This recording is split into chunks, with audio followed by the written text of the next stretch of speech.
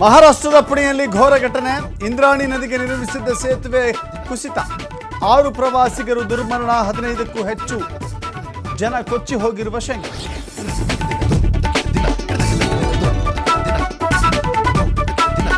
Israel ಮೇಲೆ Iran ಭೀಕರ missile attack. 15 ಜನರ ಸಾವಿನ ಬಗ್ಗೆ ಇಸ್ರೇಲ್ ಆರೋಗ್ಯ ಇಲಾಖೆ ಮಾಹಿತಿ. ಕಟ್ಟಡಗಳ ಅವಶೇಷಗಳ ಅಡಿ ಸಿಲುಕಿದವರಿಗಾಗಿ ಹುಡುಕಾಟ.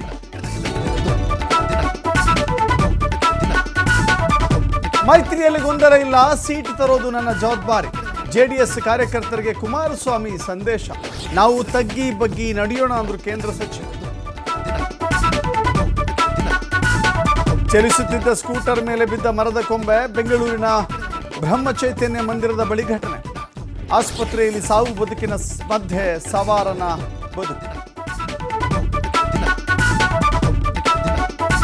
ಭಟ್ಕಳದಲ್ಲಿ ಪೋಷಕರ ನಿರ್ಲಕ್ಷ್ಯಕ್ಕೆ ಕಂದಮ್ಮ ಬಲಿ. ಆಟವಾಡ್ತಾ ಇತ್ತು, ಕಾಲುವೆಗೆ ಬಿದ್ದು 2 ವರ್ಷದ ಮಗು ದುರ್ಮರಣ.